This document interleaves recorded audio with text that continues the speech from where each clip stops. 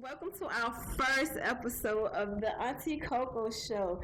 I am going to be your host, Auntie Coco, and we're talking about our our newly formed platform that's going to be for women and young girls to talk about all those tough issues that they are facing. Auntie wants you to know that you're not alone. And today I'm going to show you how you can be the best beautiful you can be. This show is designed to encourage, uplift, empower, all those good things. So today we are shooting our first show, and this show is going to be in memory of my daughter. Today is such a special day because 5 years ago my daughter succumbed to her battle with cancer. Now we know that she battled cancer, but this show is not going to be about what she died from, but instead all those wonderful attributes that she left us with.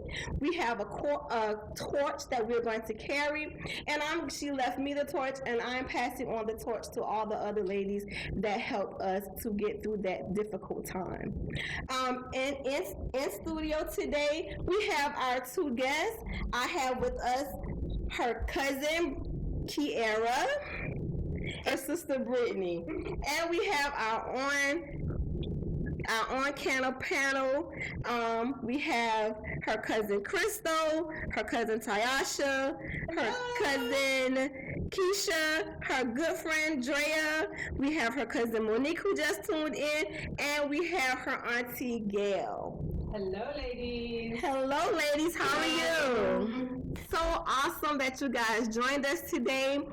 This is like I said, this is the start of a platform. This is something new. This is a new venture for me. I wanted to do something special for Brianna. This is something that we all started together.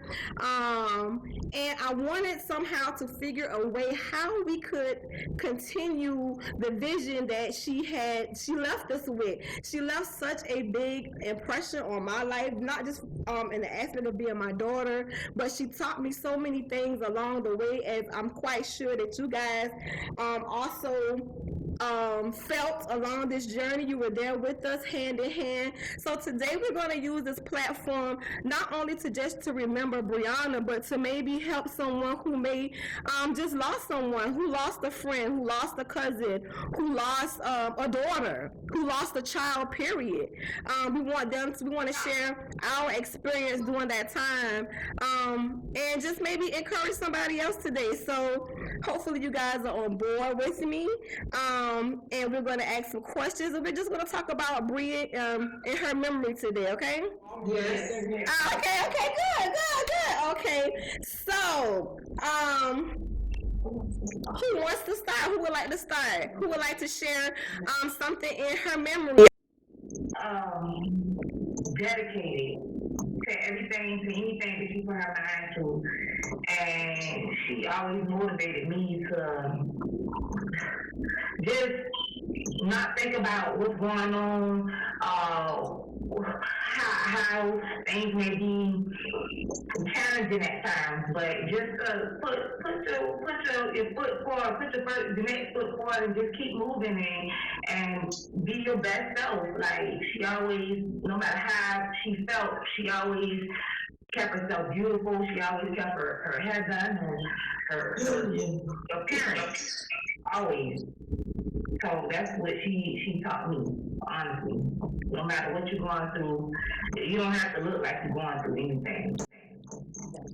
Drea, that was a very good point. She always made sure, even between our hospital stays, she made sure she packed her lip gloss, her fingernail polish. I'm like, where you going? She had her night clothes matching, that was just a part of who she was, because I don't think that, even though she knew she was sick and how sick she was, I don't think that she wanted any of us to take that away when you came to visit her. And she always wanted us not to be sad about what she had to go through.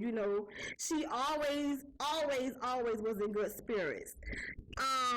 Anybody like to add anything else? One thing that Bree gave me all the time, she always was like, her friend just said, a cousin, is that she was always motivated. She even motivated me when I was going through a transition of leaving my apartment and moving into mom's house. She would always say, Auntie Gail, I know you can't do that, but what are you going to do? And she always challenged us to think farther than what was happening that day, or what was happening in our lives. So she taught me so much about being patient with life. And I always loved her quote, and that is living life. That's what her quote was on. I'm here, I'm going to enjoy today. What happened tomorrow is going to happen tomorrow. So Auntie, let's go, let's get it on. So she was just so motivated and staying alive, and also helping those that were still here to continue living life, no matter what circumstances you found yourself in. I always hear her voice saying, Auntie Gail. And that is so true. Bree loved life. She loved all of us in a different capacity.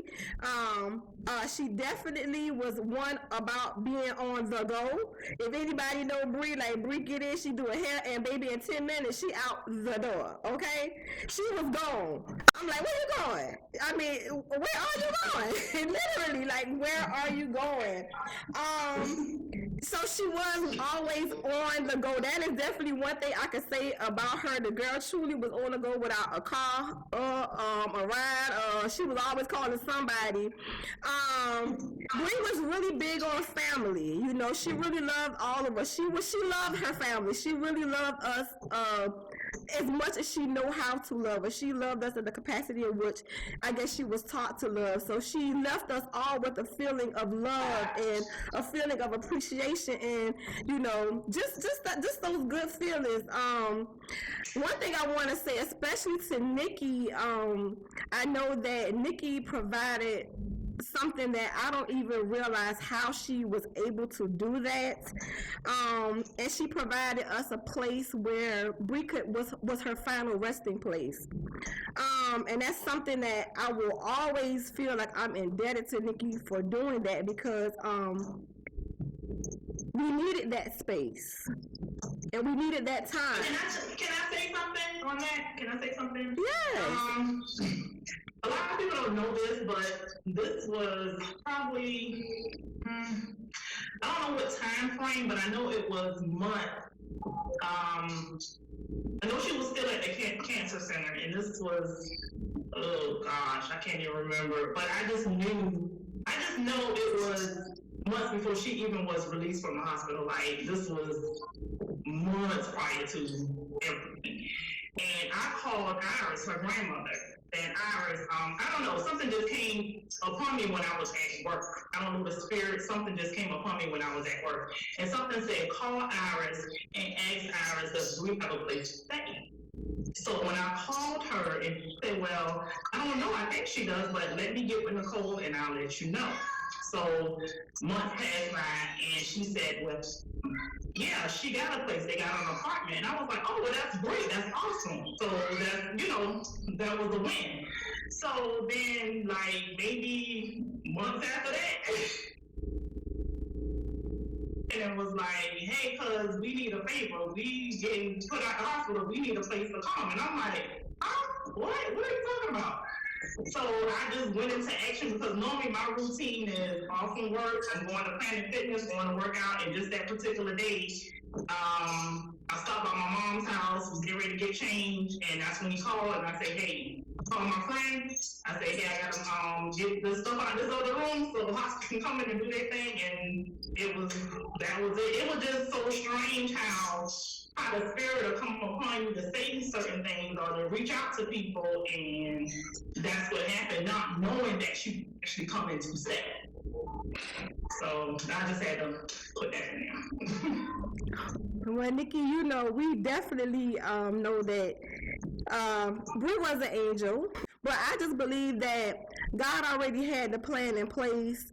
She didn't look like she was sick. You know what I'm saying? Even unto death, she didn't look like she was somebody that had fought for 10 years, so we all know that even looking at the situation 5 years later, I can see God's hand in every situation that we've been in, how, he's taken us from one situation to the next. And Nikki, I know I probably told you a million times how grateful I am, but I definitely have to let you know that from the bottom of my heart, I just always wish there's something that I could do that will repay you, because I just don't feel there's nothing that you can do to repay somebody. Nothing at all. It was God. That's all. That's all it is. And Bree was strong, always strong. I can remember when she was in the hospital, and she I think me and Crystal went to go see her. This was in her early stages. And me and Crystal outside of the room, we crying, we were crying, and we walked back, and she was like, "What y'all crying for?" Right? And I'm like, "Yeah, you all right, but this, I don't know." But she was just so strong throughout everything. Even when she came here, she was just strong. And I think I'm strong too, as a woman myself, but just her strength of her being sick, and she just worked through that whole process. It's amazing to me. Tasha, you want to weigh in? One thing I want to add on is Bree's laugh is always with me, because Bree laughed until the day she stopped talking. I don't care what Bree had going on in her life, she laughed everything off. You wouldn't even know she was going through something. You wouldn't know she was sad or depressed or whatever the case may have been, because she always found something to laugh about. Like, if you know Bree is very goofy. Oh, y'all goofy. Well, as I sit down and I reflect about Bree, I had my own, before she got extremely ill, I had the experience of spending the most time I ever spent with her in her life, and that's when she was getting ready to have her last couple of surgeries. So I had a chance before she got really down in her illness. I spent a lot of time with her, seeing how she would remain doing her schoolwork, which inspired me, because even though she was taking chemo and everything, she still did what she wanted to do it. She wanted to be a pharmaceutical tech, and she just kept doing it until she couldn't do it no more. I remember her going to radiation, and I would take her and pick her up, and she got the book. And she just finished radiation, and she got me calling out words, and I'm like, how could you do all that? But just to see her strength and how positive she was. When I had my own little dilemma in 2017, all I can remember is Bree saying, you can do whatever you want to do, Tiffany. You just got to believe in yourself. And that's how I've gotten through a lot of things since her passing. This has been 5 years, and this has been a long 5 years, because she kept a positive attitude no matter what. The smile, the laughter, going, doing everything. I thank God for the time that I had with her. And it was just me and her, but it was something that I needed, because I didn't know I needed that time to prepare for the time that I'm doing right now. And I'm in a difficult time right now, but I can still see that here is someone who had a strong illness, still made it to the very end. She smiled to the very end. She was herself to the very end. And that's what I can remember about my Bree. So, ladies, all of those comments are so describing of who's Bree character and who she really was to all of us. So how can we, would you have any words of encouragement, or how can we encourage someone else who may be dealing with the loss of a family member or someone that's close to you? Because it has taken me 5 years to actually get over that situation. I'm finally being able to say that I'm back to, I guess, a stable way of thinking, because I had to go through all the questions of why and who and why did it happen to me and why did you take somebody else's child, and she wanted to live, and it took me 5 years to get over that. Literally, I'm just to that point of where I can breathe again. I was breathing, but I wasn't breathing because I didn't know how to get back to who I was prior to that situation. I often used to always tell Brittany, girl, Bree was playing, because me and Corey playing that, honey. We playing that to the T. We was like, okay, we gonna do this, and I need you to pick me up here, and we playing that pregnancy, because I was gonna get pregnant one way or another, but if he was gonna help me, I was gonna do it myself. I was gonna get pregnant, okay? And I always tell Bree, right, when I was like, Bree, you was purpose, but Bree, you was planned, but Brittany, you was purpose. And I now understand Brittany's purpose, because without Brittany, I would not have been able to get to today. So her life has so much purpose behind her birth that it's unreal how much she's helped me, and she's held my hand, and she's catered to my needs, and she's hugged me when I needed a hug. It's just been a long journey, and I think that Bria's she's in heaven so proud of the fact that I have finally gotten up just to do something. You know, I don't want her life to be in vain. I'm going to carry the torch that she's giving me, and I'm going to carry this torch until I close my eyes, so that she will know that I too fought the good fight, just like she did. And I think that she's also left us all with a charge. And that charge is to be beautiful, for us to be the best and the most beautiful person or version of ourselves that we can be, to be encouraged. She left us all with encouraging words, to love each other, to hold each other's hand, uplift each other when we're going through stuff. We're not in it alone. If you need us, call each other, pick up the phone, empower each other to do whatever it is. If Nikki want to build a house, then Crystal go give it a break.